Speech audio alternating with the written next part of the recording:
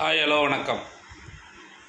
தினம் ஒரு தகவலில் இன்றைக்கு என்னென்னா, கை குழந்தைங்க வீட்டில் வச்சுருக்கேன் அப்படின்னா, அந்த கை குழந்தை போகும்போது தூங்க வைக்கும்போது, தூங்கிட்ட பிறகு பண்ணக்கூடாது. தூங்க வைக்கும்போதே சாமிக்கிட்ட இருந்து திருநீர் இல்லை சந்தனமோ குங்குமம் ஏதோ ஒன்று உங்கள் கையில் என்ன இருக்குதோ பூஜை ரூமில் அதை எடுத்து அந்த நெத்தியில் வச்சு தூங்க வைக்கணும்.